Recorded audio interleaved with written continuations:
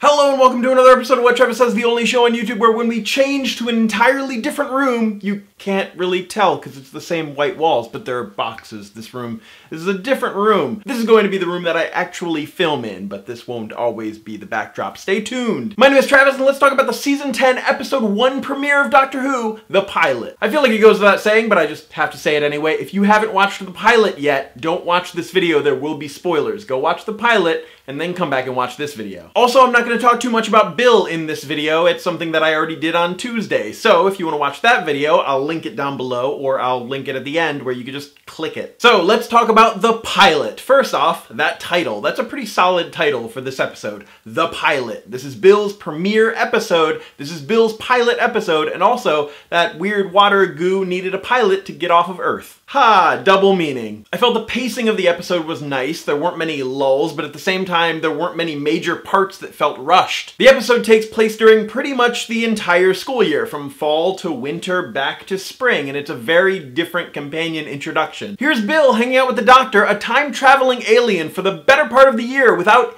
having any idea what amazing things he's capable of. I can't think of another companion who's done that before becoming a companion, or at least realizing who the Doctor is. The episode is a fun, moderately lighthearted mystery adventure. There's no evil alien killing everyone, there's no hostile takeover, there's just some weird water goo ghost girl who's trying to leave the planet. The chemistry between Capaldi and Mackie is there right from the start. A bit of verbal banter playing off of each other, while still hitting those familiar new companion beats to get the companion and the viewer up to speed with the show. I've honestly been kind of lukewarm about Nardal. In the Husbands of River song, he was just kind of there, forgettable, and then in last year's Christmas special, he helped out, but this episode was my favorite appearance of his. I mean, there was that weird robot scene at the beginning with the bolts, and they never really explained it or even brought it up again. But what I liked is that he and the Doctor have been hanging out at this university for over 50 years protecting a vault. So Nardal seems to know a little bit more about the overarching story that's going on instead of just being there and helping out as a manservant. And what I was saying about Heather's water ghost, it wasn't actually a villain per se, but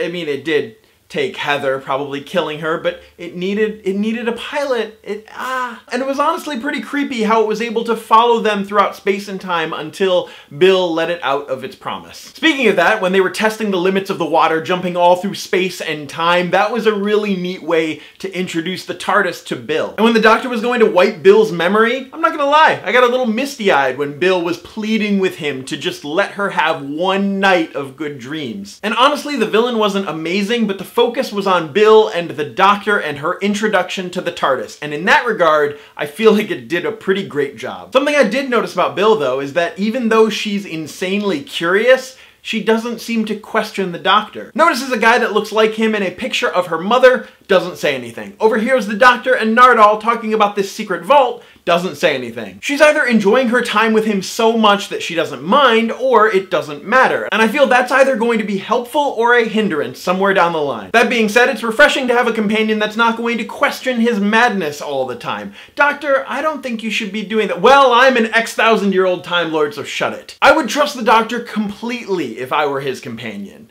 Doctor knows best. You hear that? I'm ready to be picked up, whatever you like. Overall, I feel like this episode was a wonderful introduction to Bill and the start of a great send-off season for Peter Capaldi.